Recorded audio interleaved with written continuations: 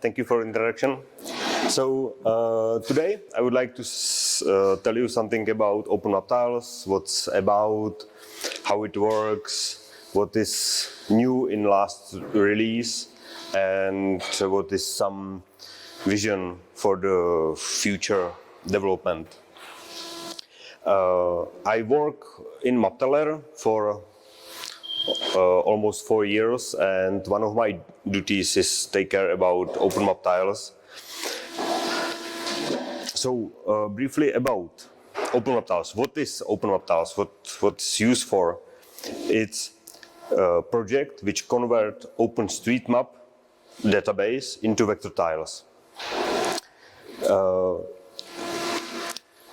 The OpenStreetMap database is the core dataset, but you can use any of other data. If you have national data, open source, your data from GPS, you can use any to convert it into vector tiles. OpenMapTiles should be, and our whole project is aiming for general purpose map. As I said, it's open source, multi-platform. Whole project lives in GitHub, in OpenMapTiles organization, and on the website. The whole project is Dockerized, so it's very easy to work with, and you can use the Dockers from importing the data to generating the vector tiles. Whole project aims to also be very easy to maintain which feature you would like to have in the vector tiles. I will show you later. So the OpenMapTiles project is here almost 7 years. It has very active, or it have a very active community, and whole project is maintained by MapLibre team. Whole community trying to constant improvement in data, which includes the OpenStreetMap community, which improving the OpenStreetMap database, but also the map styles and how the vector tiles map looks like. As I mentioned before, OpenMapTiles should be general purpose map. So we try to avoid any ski layers or thematic layers which should not be in general purpose map.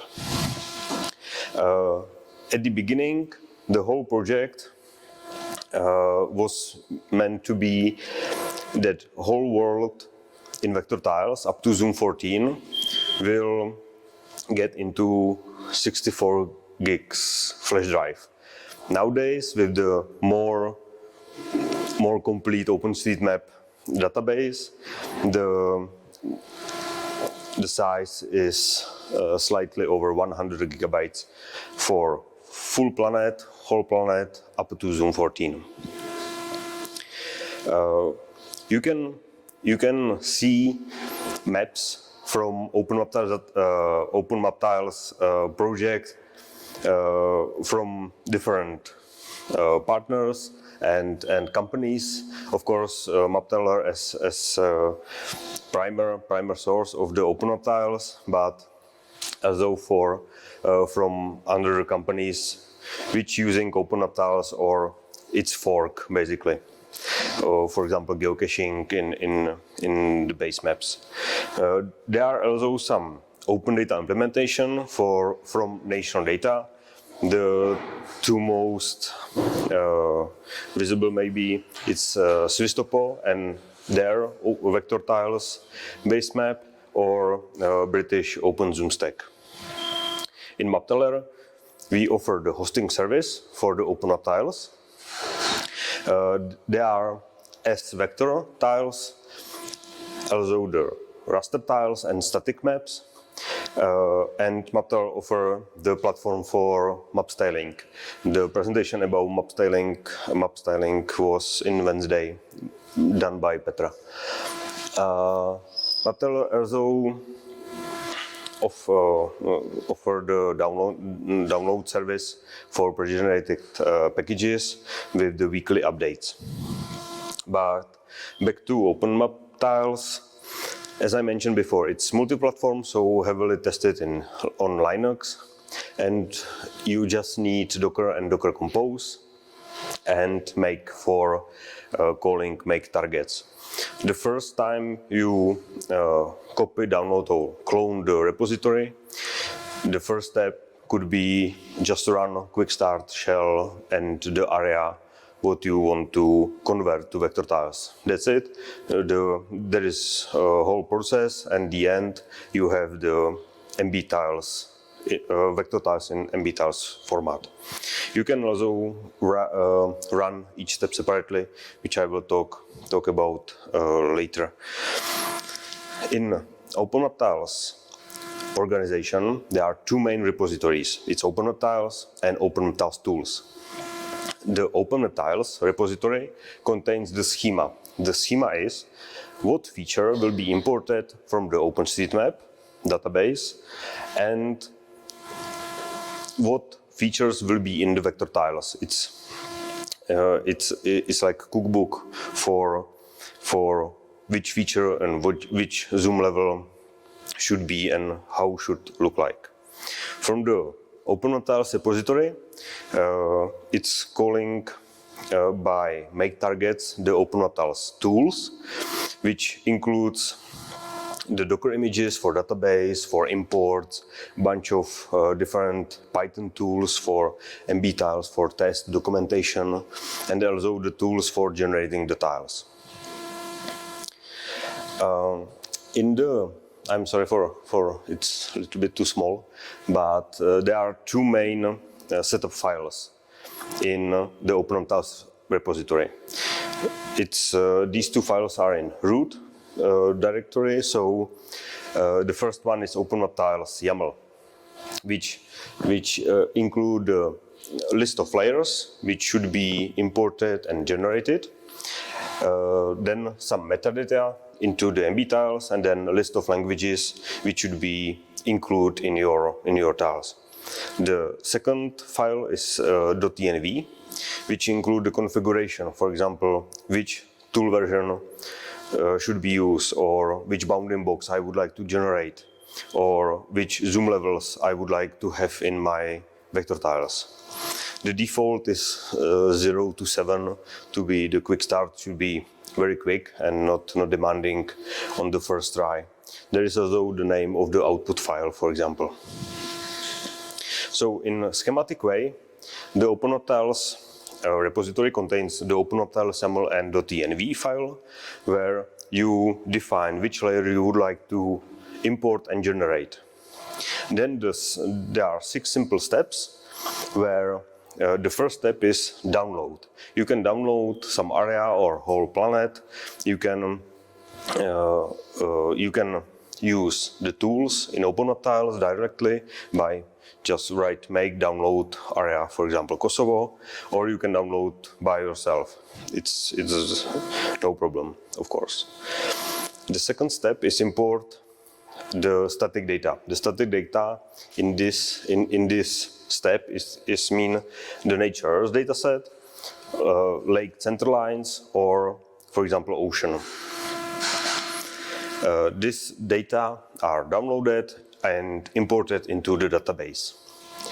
The third step is to import the OSM data. So the ImpOSM 3 looks which layer should be imported in OpenMapTiles YAML definition, take their definition, the selection which is part of each layer, and import into database. The fourth step could be, it's optional, import Wikidata, which if some feature have Wikidata ID, you can have extend their language translations through the Wikidata. The fifth step is import SQL, which take the definitions and import the tables and functions which are necessary to generate tiles. The import SQL start the SQL spatial magic, like merging the lines, creating generalization of each for each zoom level or creating points for naming name labels. The sixth step and the last step is generate the tiles. So at the end you have one file with all the vector tiles in MB-tiles file. As I mentioned, the core of the whole project is PostgreSQL database with QGIS. This configuration allows you to have your own data or nation data imported in database. You may already have some data, so you can just import the OSM or any other data, then make some SQL magic, as I mentioned, merging the lines, creating points, generalization.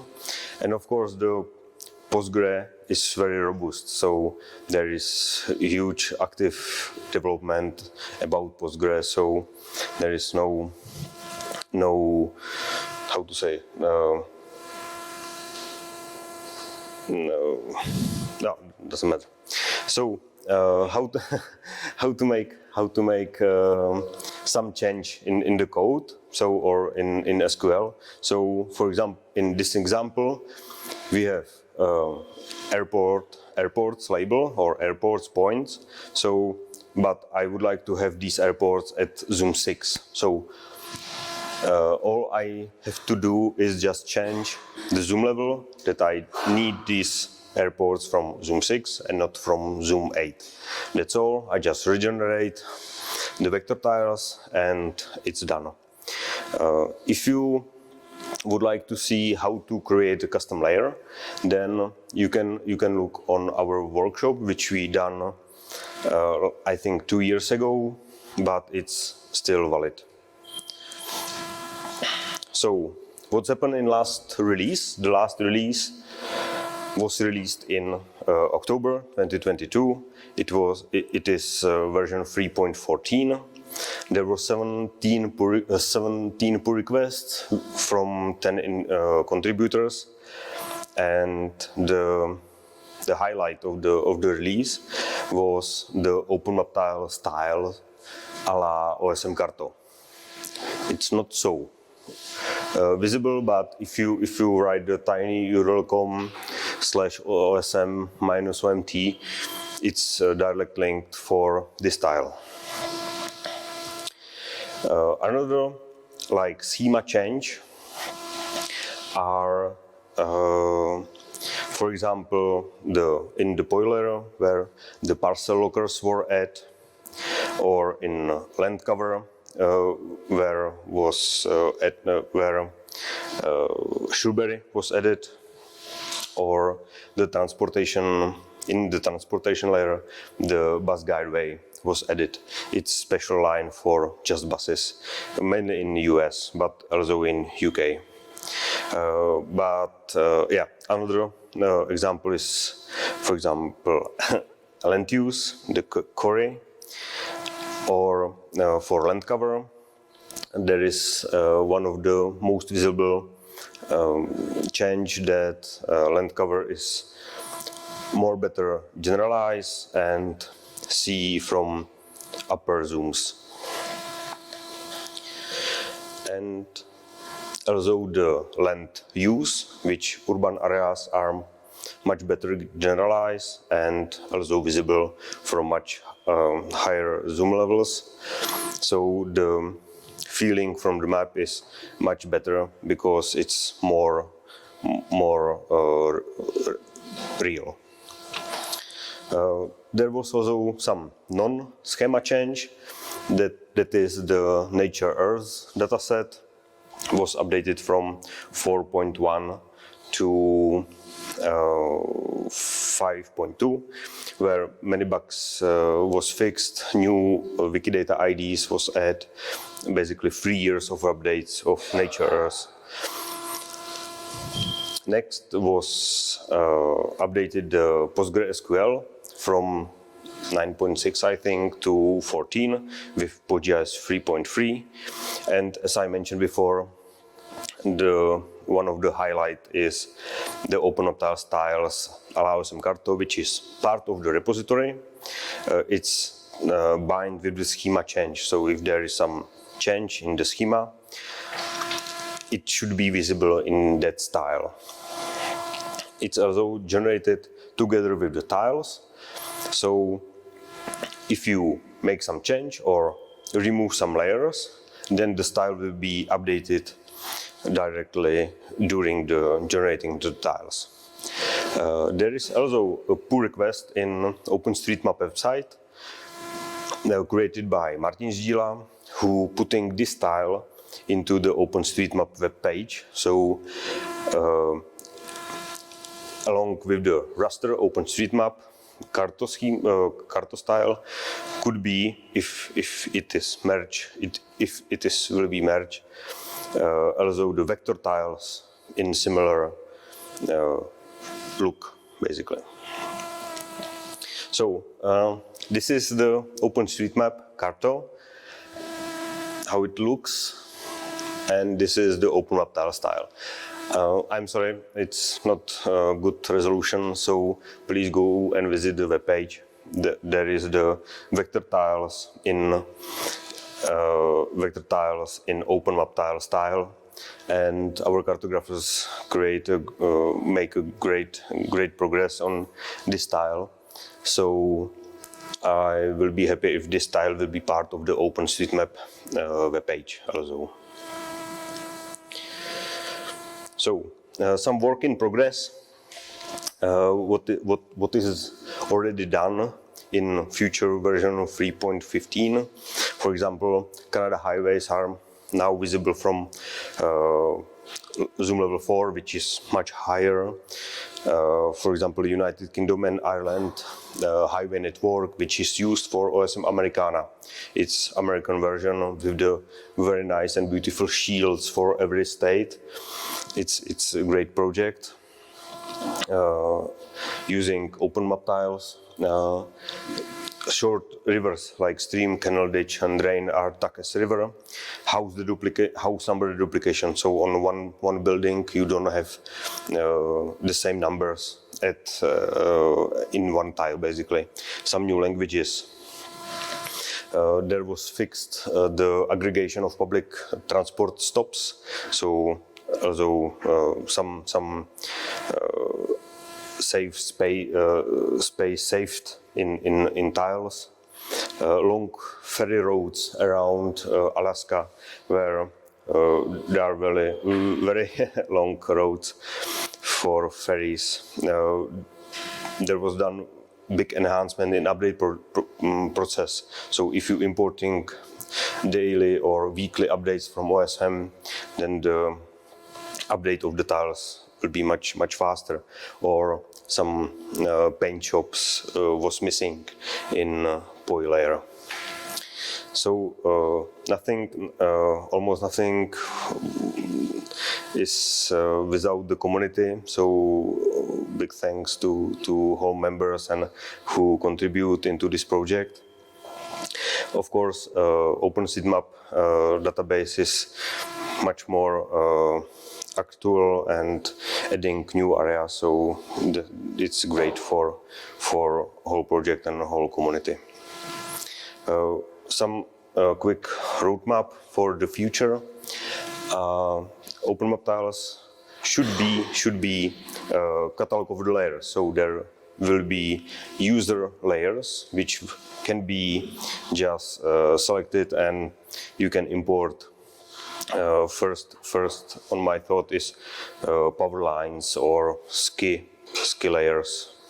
Higher precision is done with the resolution of vector tiles in zoom 14. So buildings, some PostgreSQL, house numbers could be on zoom level 15, which then make the zoom level 14 much lighter. Also faster generating through plain tile layer, which is a great project, but it's not using the database, it's directly from the PBF, or some real-time updates in OSM, which is very future in the future. So to sum up, OpenMapTiles is open source community project. The last stable release is 3.14. There is active development on version 3.15. And if you are interested in creating custom layer, generating tiles, putting on the web and or mobile apps, please look on our workshop done 2 years ago. Or if you would like to know more about how to tile rasters, please watch the Joachim presentation, which was in Wednesday, also with the cartographic design, how to make beautiful maps. The presentation was done by Petra, or how to use MapTiles SDK to put these results on the web. The presentation was done in Wednesday by Jonathan.